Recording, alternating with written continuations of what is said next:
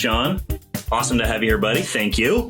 How are you today, man? I'm doing well. Excited to be here. Excited for this new experience with you. And yeah, man, I'm looking forward to this. Right. I'm looking forward to it too. And one of the things that I want basically everybody to know, Shaun, is whether you realize it or not, you are actually one of the reasons for this show. You're kind of what helped move things along. A little backstory on my side, and then we'll get more into Shaun. I've had this notion, this idea that I wanted to support fellow artists. As a photographer, I saw all the difficulties, right? Trying to be an artist, trying to be an entrepreneur, and not having all the skill sets necessarily in place. And it's a challenge. So this idea started to develop. And then, Shaun, I met you. I was like, okay, here's this painter, here's this musician. And then you and I connected when I reached out about BNI and was like, hey, Shaun, maybe this is a way to, support you.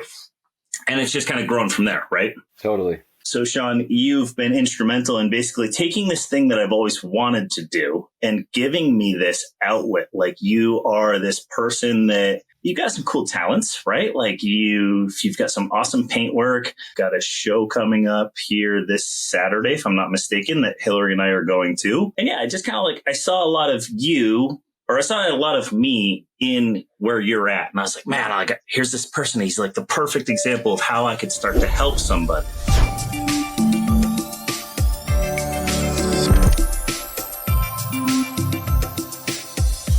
So welcome to Projects and Possibilities. You have been a driving force behind the scenes, whether you know it or not. Period. Done. End of backstory. Let's just get a little background on who Shaun Glenn, a.k.a. the real Shaun Glenn. Who are you, man? Where are you coming from? What's going on in your life? Yeah, thank you for that amazing introduction. I'm honored to be here and very grateful to be a part of this, to know you. And yeah, I just feel very honored. But yeah, I'm the real Shaun Glenn. I'm from New York originally, and I moved up to Vermont in about 2014. And I was really in search of a higher cause. I knew that I was living in Queens at the time, and I know there's something more for me, and I know that I'm meant to do more. And being here, shoved into this sardine can of a city was not working for me. And fast forward, I got into mindfulness. I learned about yoga. I learned about meditation. I really started seeing big changes happening in my life and the people that I was working with at the time, how it was helping them. And it started me on this health and wellness path. And since then, I've really been searching, how do I connect helping people and sharing peace and love with the art and the music piece. And honestly, I really only feel those things coming together more over the past 2 years, even more specifically, way more come together since I've met you. Well, that's right. A ringing endorsement there, I guess. So thank you. Was it about 2 years ago that we met? It was Bach Stock, right? That was the first time that I made it down into that Bradford area. My wife was, very interested in what was going on down there. And you kind of hit my radar. And like I said, I see a lot of similarities between us, which is this whole notion of trying to heal yourself and others all in the same process, right? Or one extends to the other, whatever that might look like. Now, which form of art was it that started for you? Was it music? Was it painting? Was it both? Was it something else? Great question. I think the first form of art that I really tapped into was the visual art. I remember I think I was about 5, and I was living with my mom in maybe Flushing.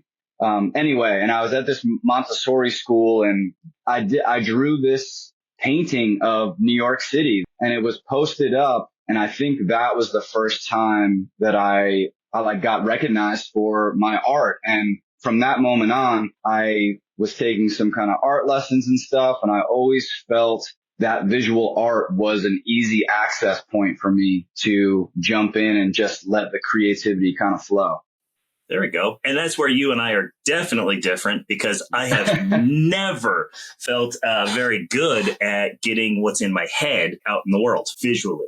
I can draw and like copy something. If I see it in front of me, I can almost mimic it very, very, very closely. But to then take my own idea and implement it into the world, man, I always struggled with it. It was this super frustrating experience until I picked up a camera. And it was like the camera was that go-between, right? It was the medium that allowed me to actually start translating things. And it really did help. So, all right. Question for you then is this kind of health and wellness tie-in. How do you see art as being integral to that? And did art push you in that direction, or did health and wellness kind of push you more towards your art? Oh, amazing question. It's all tied together. I think when I was younger, I really had a hard time voicing what was going on internally for me. And art and music in particular around the age of 7 really turned into this outlet of a voice. And playing music, writing songs became such a huge form of therapy, and still is to this day, like integral to my existence. So at about 16, I really started getting into like health and wellness. I was a really angry kid growing up. And I could tell you relate by that laughter. Yeah, absolutely.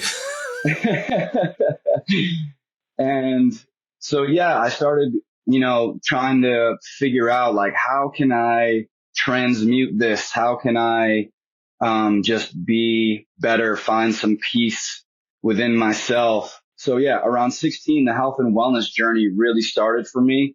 And I've been searching, and fast forward when I got into mindfulness, I had made a big connection between the two of like, wow, this art, this, visual art or this audible art is therapy. It is directly related to my health and wellness. And also I can see the reflection in other people, whether, I've done some kind of like art therapy kind of sessions where I've just me sitting down and drawing in front of someone that's like, I just want to watch you draw, or I just want to watch you create because it's soothing for me. Now I'm at the point where I've made the connection between the two, and I'm like, there's healing to be had through this creative process, and I can teach other people how to do it because that's what I've done for myself. Yeah, that sounds awesome. And I definitely can reflect on the angry part. Like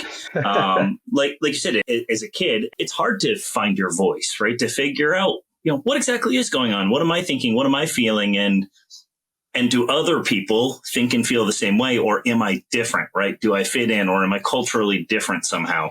So a little backstory on me, I have ADHD, which I might have shared with you, Shaun, in the past, but I grew up not being a good fit for the public school system, right? Go sit down for nearly 8 hours a day and just be lectured at. And so because I wasn't good at it, especially the homework aspect, I got a lot of negative messaging, right? I got a lot of like, why are you so lazy? Why do you procrastinate so much? Why? Like, you're obviously smart, so just do it. And it was like, I had something inside that made it very difficult. Like, it just felt like I couldn't pay attention. But at the same time, I recognized, I am smart. Like, I can go and ace your tests, and I can sit in class and I can answer all your questions. Like, so why are you forcing me to do all this stuff? So yes, a lot of anger built up over the years that had to be healed. And it's kind of funny how, like you said, there is this very strong connection. It's almost hard to say which, right, chicken and egg, which comes first and which is the result. Because for me, I picked up a camera and I went out and I started photographing, and I made terrible photos. They were horrible. And I'm comfortable saying that. But it was about this process of get out, go do this, right? Just do it. And it calmed a lot of the nerves in my life at 35. Like, I was having to learn and redevelop things. So All right, real quick, Shaun, what we're going to do now is we're going to take a brief pause and I'm going to dig into a question for you. So I've got this concept going that's going to be part of the show, and it's red carpet questions. So red carpet, right? Hollywood movies. Let's get into that for a moment. So I've got a few different topics here for you, and I'm going to have you choose one, and then I'll select a question out of that, and we'll see what you come up with. So let's look at Oscar-worthy lessons, role reversal, or soundtrack of success. I got to go with soundtrack for success. I thought you just might. So let's see. If you could pick a theme song from any movie to play every time you entered a business meeting, what would it be? Oh, man. Okay. Honestly, the first song that came into my mind was Eye of the Tiger. And the reason why is because I just watched a Sylvester Stallone documentary, which was fantastic. But my true answer for that is this song from this old 80s movie called Rad. It's a BMX movie about this delivery guy and his friends in this small town. And it's freaking 80s fantastic. If you like 80s music or 80s stuff, this thing is the best. And there's this song, Break the Ice. Just thinking about it, I'm getting chills right now. It is like the best hype song. It's 80s-tastic. It's got the 80s drums, amazing, lyrics that are really simple, and the melody it soars for me. I could hear it in my head right now, and I'm getting hyped up. That's awesome. And I think, right, Eye of the Tiger is almost like it's that low hanging fruit that I think even somebody who's not very familiar with music would probably be able to go, oh, Eye of the Tiger, right? It's like just that easy answer. So Shaun, you being a musician, I saw that category and I was like, oh yeah, he'll probably grab this one. It's a good one to go to. But it's very fitting. And I like your answer because you just brought up a movie I've never heard of, and a song. And it sounds like it means a lot to you. And it's kind of novel to me, right? It's new, but I do. I love 80s stuff, right?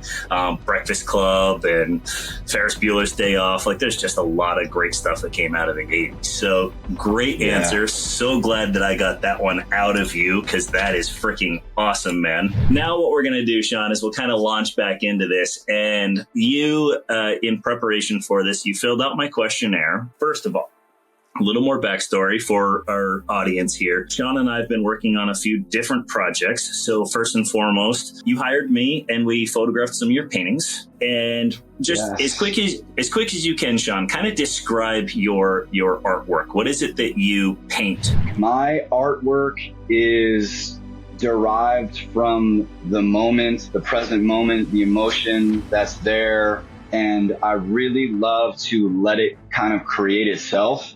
Most of the time I'm painting, I have no idea how it's going to end up. I might have an idea going into it, but I love to let it create itself. And I love lots of different texture, lots of layers, bright colors. The intention behind the artwork is to share some form of peace and love, positivity, whether it's just the energy I'm putting into the canvas, or sometimes I'll actually add physical hearts or peace signs or write words somewhere on the canvas. Maybe you don't even see the words because it's on a layer that you can't see anymore. But yeah, that's the real intention behind the work. If I were to say abstract, I would say I'm kind of like doing a disservice to your art because I don't know if this terminology really fits, but it's like it's themed abstract. So you pull on a lot of abstract qualities, a lot of layering, right? A lot of texture, a lot of shadow. There is a strong theme throughout your work, which I hadn't really noticed before, of love, peace, right? These elements are built right into the work. And while I was photographing it, I could start to see it better. And I was like, oh, okay. Like I can see what Shaun is about, what he's trying to do, or what he naturally incorporates. Like you said, let it generate itself. You're more just the conduit in a sense, guiding it along the way. So I photographed your work and we'd already kind of discussed this. And what I started doing was I started extracting these elements, and recently sent you the call it like a teaser video, right? Or a proof of concept, but just kind of this fly through video of a bunch of different elements inside of your art. And it was purely of your art. And I laid over a bunch of audio, right? So when there was an elephant on the screen, we hear the elephant, right? When there's a mouse, we hear the mouse. When there's a heart, we're hearing a heartbeat in the background. And then I layered over some music to give that proof of concept of, hey, Shaun, here's kind of what I'm thinking, right? But we want to incorporate some of your music into this. So I actually now have a burning question, which is this Saturday, Hillary and I again are coming down. We're going to enjoy ourselves, but I've committed myself to coming to record you and Galen, right? And whoever else may be there. Is there a song that you think would kind of fit in with that concept that we're working on? Is there something you're going to sing Saturday night, or is there something that you've already got developed in the background? Where are you at on that? Oh, man. Yeah, for sure. I think if I had to pick one song right now in my repertoire that would really portray the art, the message, I think it's this song called, you know what? It's this song called Overdue.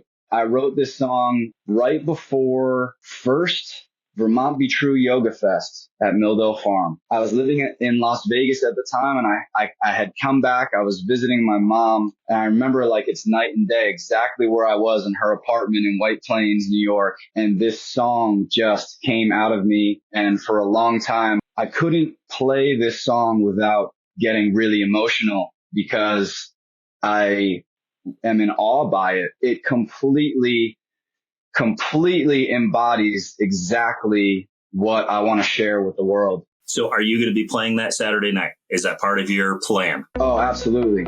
All right. So Shaun, now kind of let's transition a little bit more into the now and maybe pushing out into the future, right? So your art, your music, where are you at right now in all of that? Professionally speaking, artistically speaking, like where are you at? What are you trying to do going forward?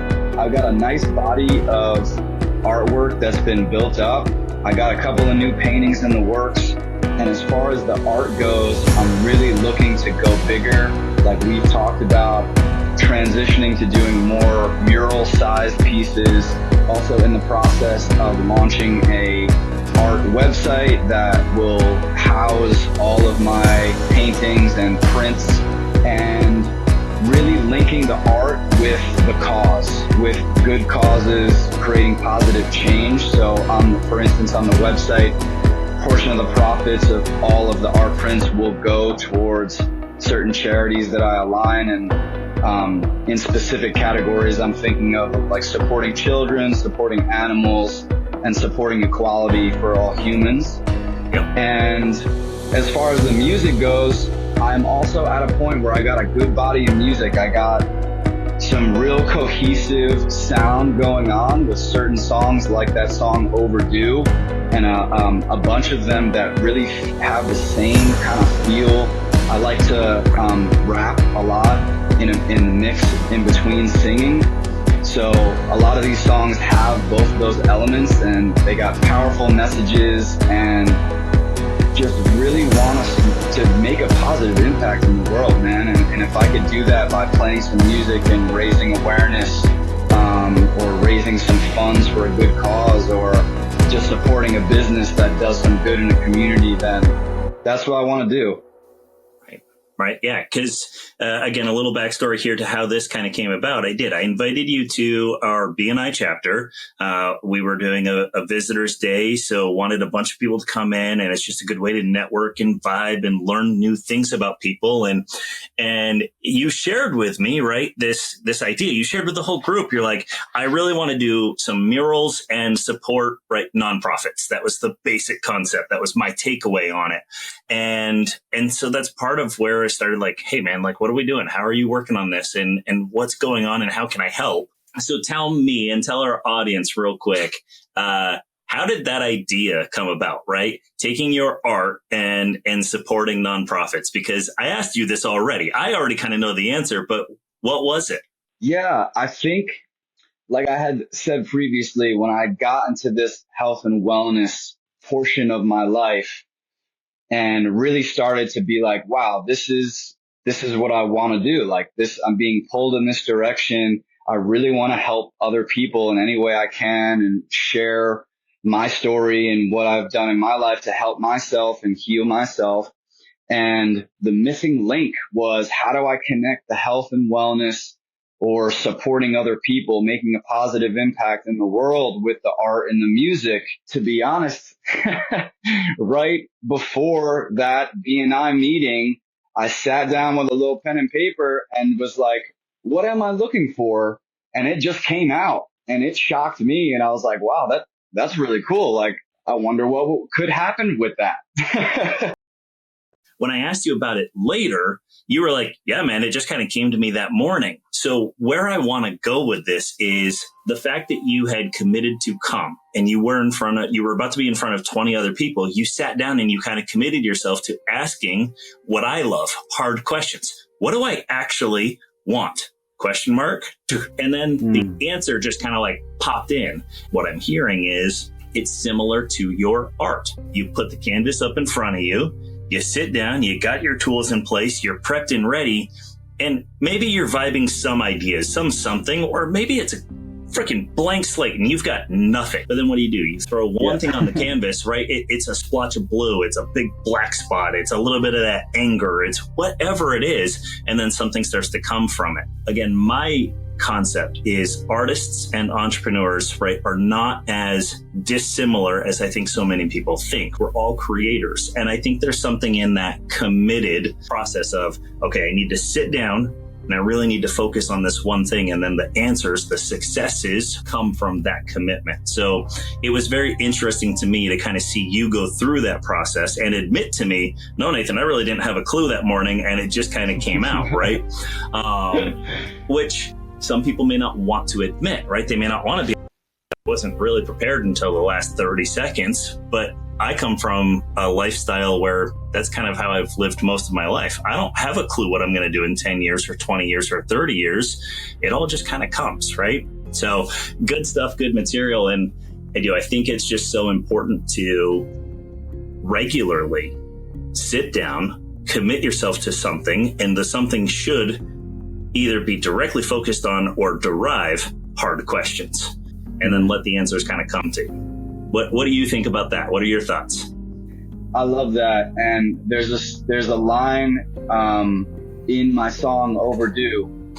Actually, no, it's not in the song Overdue. It's in a different song. It's called Reflections, and I will be playing that also tomorrow. But there's a line that says, we don't get the answers to the questions that we've been too scared to ask. There you go. And that's another thing that kind of came out of me that, I'm playing the song after the fact and like hearing it, reflecting on it, like, whoa, that's huge. That's a really profound statement. It's really true. And it's easy to go through life and avoid the hard questions for ourselves, for the other people in our lives. And right. It's not something that we've been taught necessarily. I don't remember ever really being taught it, right? I remember as a kid being taught, hey, you're going to have to do hard things in your life, like get used to it, right? That kind of concept. Buck up, kid, just get it done. That kind of stuff. But right. the mental aspect of it, hey, like really stop and think. What do you want? What are you looking for? Those kind of things. I'm not sure I got a whole lot of messaging on, and maybe it wasn't part of the era, really. I'm going to take a moment to collect my thoughts. We've discussed some of our projects. You've got music coming up. Oh, I'm going to ask you one of those hard questions. Okay. So like you said, you feel like you've got this foundational stuff in place. Cool. You've got a lot of artwork. You're working on your website, got a database, right, of music that's built and generated. You're feeling the theme, the vibe, the flow. What is it you need right now to kind of push the next thing forward? And I'm thinking specifically on the music end, but if you have something else that you're like, that's actually more what I need, tell me, what is it? What do you need to get your stuff going forward, that next step, that next level, if we want to say? The next step for music for me is getting everything recorded. I got a couple new songs in the works I'd like to finish to go in that, but that's really the number one. And number two is I had a really strong realization yesterday that a lot of my life I've been thinking that the entrepreneur in me and the creator needed to be separate, Right. that I could only do one or the other. They are the same. The creator and the entrepreneur, they are kind of constantly asking hard questions. So the recording of the music and getting the music out there, me playing in front of people, those two things are immediate needs to have. Okay, so then I'm going to ask, do you know of any resources, any studios or anything in the area that can support you, that have those services or tools that you would need? Yeah, I know of a couple of studios. And who or what? Because I'll be honest, I don't know. And let's, for the audience, be like, okay, Shaun, let's say there's another musician out there who is right at the same place as you are, or maybe 2 steps behind, and they want to start thinking about where might they go? Do you have any of those names offhand or resources for them? Yeah, there's the Burlington Music Dojo, which just stands out to me because I love that name. And I have a friend named Ari Abaddon. I feel like I'm messing up his last name, but he is a music producer and does some really awesome recording, and has a studio in Burlington also. And there's another studio that I know of. I've driven by it a million times and I cannot think of the name at all right now. Well, you've driven by it, so where is it? It's on Pine Street in Burlington, right across the street from Daedalus Wine. Okay. Yeah, and here I am. I'm in central Vermont, and it's like anytime somebody asks of these, I'm going to say esoteric services, right? Not your bankers, not your restaurants, that kind of stuff. When your creator is looking for something here in Vermont, I think the answer almost always is Burlington, right?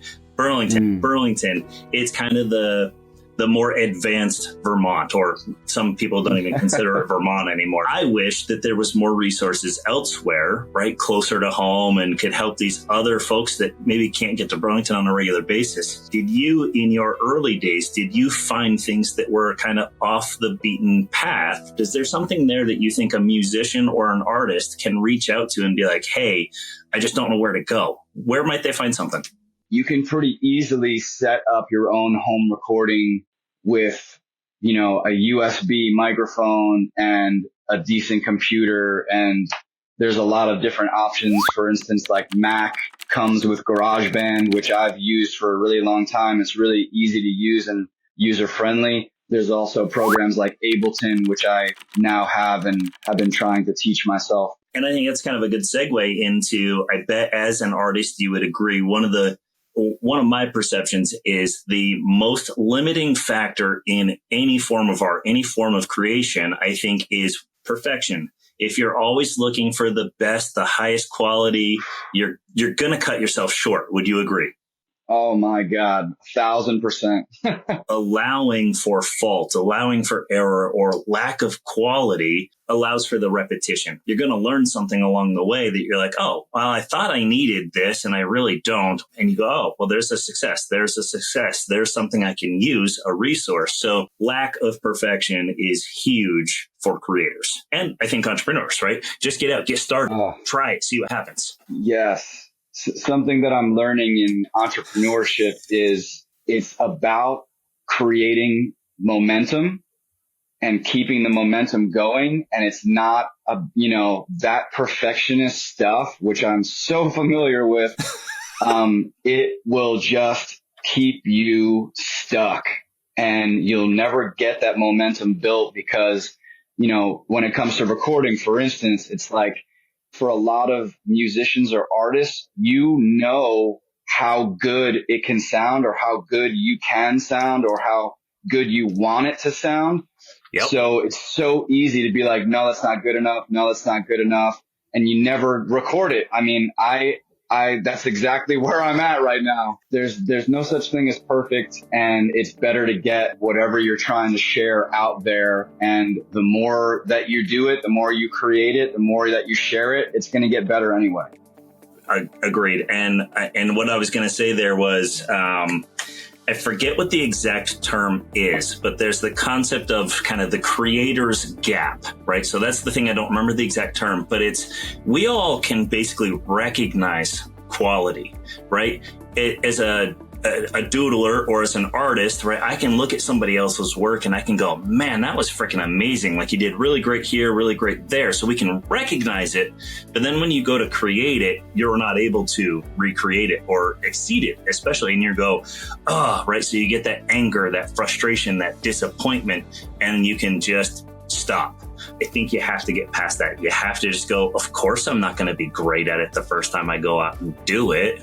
I'm going to be terrible. And that's okay. It's one of the reasons why I love to tell people the first year I did photography, I took 30,000 terrible photos. I checked my files one time and it was 30,000 terrible photos. But that same year, I had 2 or 3 maybe, like excellent ones. And I didn't even know it at the time. My wife will famously tell people, she's like, yeah, there's this one photo.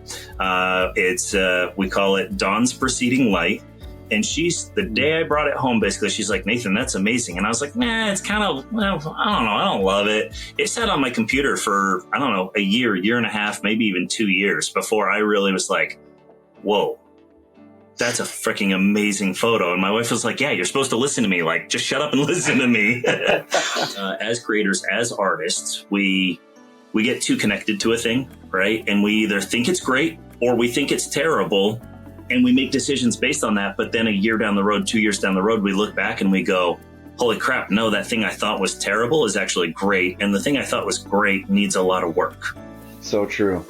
How many different pieces of your art, whether it's painting or music, would you say you've gone back and basically had that same feeling of, hey, I thought it was great and it's actually not where I want it to be, or vice versa? Oh, man. Countless. I can't tell you how many, not only times have I written a song and I'm like, this is the shit. Like, I love it. This is amazing. And then a week later, I'm like, this sucks. Like, I hate it. I want to rewrite it. Or I have a whole section of my art studio with canvases that I have paintings on that are the same thing, where I did it. I'm like, oh, this is so cool. A week later, I'm like, this sucks. I put it in a pile of like, I'm not looking at that until I redo it. Yeah, I totally agree. I have done this with photos so many times. I'm like, oh, I love it. And then I, put it up against something else and I'm like, why did I love that? Right. And other ones like Dawn's Preceding Light, where I'm like, nah, whatever. Whatever. And then a week, it honestly, this is something I do now in my photography. I tell most of my clients, look, like when it's more creative in nature, look, I'm not even going to touch your photos for a week. I'm going to bring them home. I'm going to import them and make sure they're safe, but I'm not going to edit them. I'm not even going to look at them because in that moment, I'm too close to it. I'm too close. I had so many thoughts and feelings while I was photographing, while I was generating it. And then to look at them, I'll get those different disappointments, right? Those misalignments, and it will, it'll tear me down a little bit. So I've learned a week later, I can be very objective. I can look at those photos and I'm just looking at them technically. And I'm going, yeah, that's good. No, it's not good. Yeah, that's good. No, it's not good. Right. I missed this. I didn't miss this. And sometimes I can be too harsh, right? There's always that as well. But I found that quite often I won't touch them for a week. Right. Or close to that. So good stuff, man.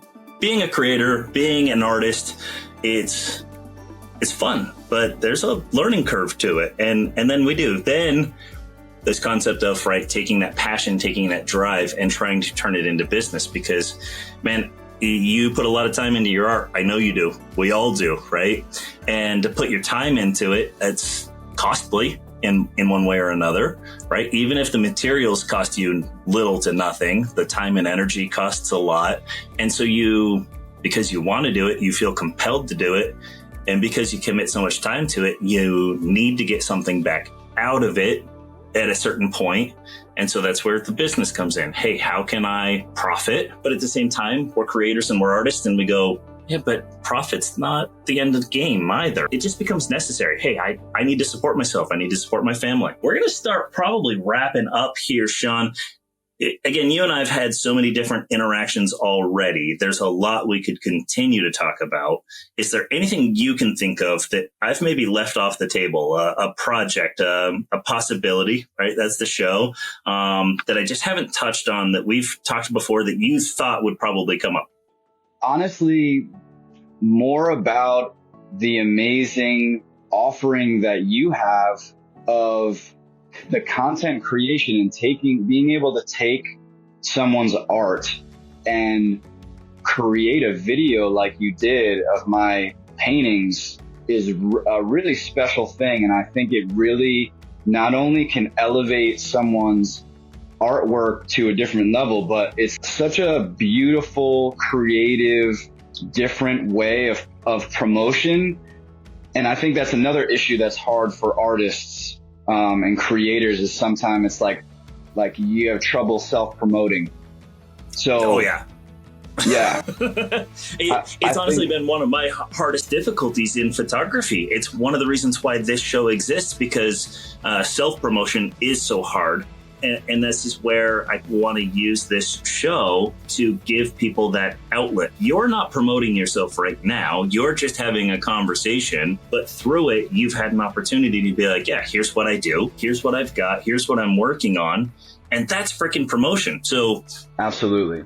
To segue off from what you said, because I definitely kind of cut you off there. I see art in any capacity, any content, anything you create as... you don't know where it's going to end up. It's something I talked to you about, which was, Shaun, what do you have for a backlog? Do you have these behind the scenes pieces, these planning documents, the conceptualizations, the doodles you did in high school, all of these little things, they can add up. I started through Dream Anchor on our social media. I started talking about an asset library. And I think it's something a lot of creators miss. You're out creating, you're generating, and then you've got this trail behind you, but you're not paying, maybe some people do, right? I bet some people do this better than I ever did, but you're not paying attention to the backlog, to the trail behind you that tells your story or has those elements and themes built into them that you weren't maybe so much aware of, and to draw those in and then take the snippets, right? Culling, getting all the good stuff, getting the detritus and sending it away, being like, okay, that I don't need those right now, at least, and then creating something new with it. So that's what I'm looking to do with you. Is you've got all this great work, you've got this music. I can create videos and animations. I can throw music into it and extra elements. And I think then it gives you something that you can really work with. But at the same time, I'm practicing, I'm building that portfolio. It's a low pressure. Well, this is a good one. It's a low pressure environment that pushes me to excel at something that I've maybe not tried before. And it doesn't have to be perfect, that low pressure. Like, Shaun, if I handed you what I thought was the worst video, not that I would, but if it was the worst thing I'd ever created, but it's still your stuff, right? It's your material. And you go, dude, like, that was freaking amazing. How'd you come up with this? How'd you come up with that? And why pick this? And I go, I don't know, I just kind of put together, but I hated it. You can help give me that feedback and be like, no, man, that was actually really impactful or really important. Or I think we can use this thing over here. So relationships, connections, collaborations, I think those things really matter. Getting an outside perspective, right? Because, you know, to loop back to the beginning of the show, we're in our own heads a lot. We don't know that outside perspective. And to create art, you've got to put it out there at some point, right? You got to test it against the world and see what you get for feedback. And it's not always fun, right? Criticism sucks sometimes. Not everybody knows how to do it. But it's always good feedback. So I want to just close out for the audience. Guys, this is Shaun Glenn, musician, artist, painter, abstractionist, and he's aspiring to be a muralist. That's actually something we can talk about real quick, but you've got one, I believe, mural on your record, right? You've got one, and it was like 5 by 7 feet, maybe bigger. I think it was 5 by 12, actually. Okay. 5 by 12. Yeah. Right. And like an underwater scene, if I remember correctly. Yep. Right. Mm-hmm. So, Shaun, you want to get your music recorded, right? That's kind of avenue 1. Avenue 2 is you want to get your murals out there, give them an opportunity to support right? Nonprofits, some sort of advocacy. And then avenue 3 that we haven't talked about here at all that I know you're working on. You are taking on a coaching class right now as well, aren't you? Yes. Okay. Which is how I'm learning. It's an entrepreneurial coaching program and really teaching me a lot about how similar the creator is to the entrepreneur and how much these two worlds blend and also how much we need the collaboration, what we've been just talking about. And I love the segue, how naturally this went there. that procrastination that happens, that comparison paralysis, when it's just you're doing all the stuff, right? Like you're creating and you're looking at all the stuff and you're picking and choosing what's good and what not to share and all that. It's really hard. And then when you step away and hand your art to someone else and they're able to do something different with it or give you a different perspective or collaborate with someone else's art or music, it not only elevates stuff to a different level, but it changes your perspective of your own craft. And it's a way that we can all lift each other up together. Agreed. All right, Shaun, let's do a final closeout. So on June 13th, people are going to be listening to this show. How are they going to find you on that date? They could find me at The Real Shaun Glenn on Instagram, Facebook as well. By then, my website will be launched, therealshaunglenn.com, so they could find me there too. There you go. You just committed yourself to a date, right? I don't know if you had that in place, but I was kind of wondering. I'm like, let's see if Shaun will commit himself to getting that website out there. I'm looking forward to it. Do not let perfectionism slow you down. Just get it out there. In building this show, I've learned a lot over the last few months of that. What did you say? Comparison paralysis. Getting rid of that perfectionism, just kind of getting rid of it. And I'm just creating my own thing and I'm throwing it out there and I'm not so worried about the results. It's either going to happen or it's not. And it was either meant to be or it's not. And I'm going to do everything I can, but the results are out of my control. So Shaun, on that note, thank you for being here. Thank you for being that, peer, being supportive of this project, being accepting of my feedback and advice in collaborating on this and anything else. Like the fact that I chose to invite you to BNI is one of my favorite things over the last 3, 4, 5 months, whatever it's been, because you're an amazing person. I want to make sure you get supported. So for the audience out there, like guys, Shaun Glenn, AKA The Real Shaun Glenn, get out there, find him, discover him, support him. He's a cool dude, and I think you will enjoy what he's got.